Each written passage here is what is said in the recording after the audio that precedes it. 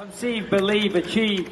This is former UFC middleweight champion of the world, Michael Bisping. Paddy the Baddy here. You're listening to Combat Sports UK. And you're watching Combat Sports UK.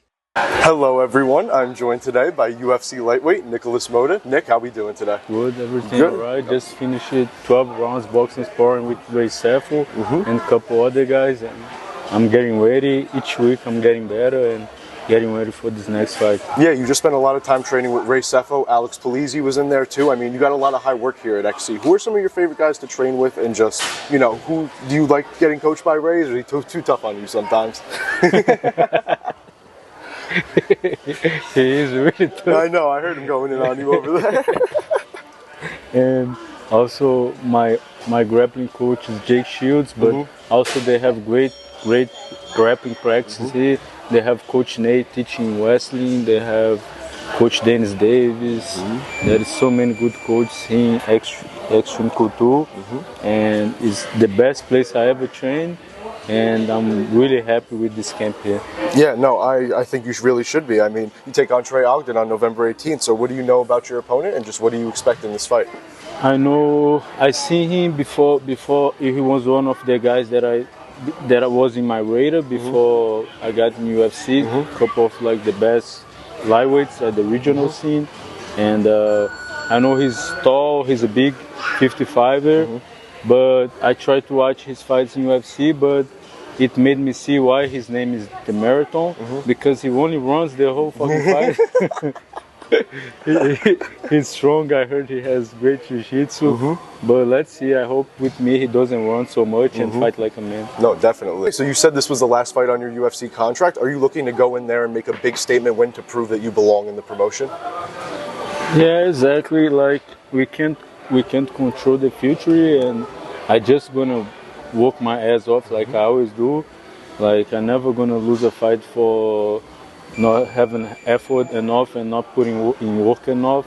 I'm gonna work my ass off, and like always, I always put on a show, and I expect great things, and I'm gonna do my best to come in with a win and get my feet like better. Yeah, get your feet back in, you know, you get your feet comfortable. You know? Yeah. So Trey is also 1-2 in the UFC heading into this fight. Do you think he's going to come in with the same kind of mindset that he kind of needs to get this win? I think so, yeah, probably. Do you think that's going to cause a war between you guys? Because I know, just like me, I think I watched one of his interviews and he said the same thing that I said when I won my first UFC fight, that it took so many years to get to the UFC. It was a long journey, just as it was for me, was for him too. And it's going to be a great fight. UFC that never has easy fights.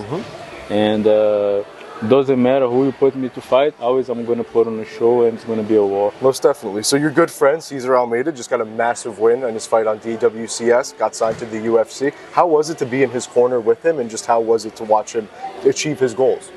Yeah, it was cool, because when I was really young and I started training, I like on the old times, you know, like when internet just started, I used to see him, follow him on social media, and I saw him fighting in Amsterdam, and I used to dream about being a kickboxer. And so he was one of the guys that I look up to, that like, I don't know, like 14 years ago. Then I remember he called me, like asked me about what he should do, like the MMA plan and management and stuff. Awesome. Then I told him what he should do, and he did, and it was cool. He came to Vegas, we did the camp together. I helped him with his wrestling and with the strategy, and he got in UFC. That's really awesome, man. I didn't know that you, like, you know, you looked up to him and then he came to you to be the one, like, hey, how do I start my mixed martial arts career? That's really cool, man. That must have been a really awesome experience, though, to just like go through all of that with him and just have.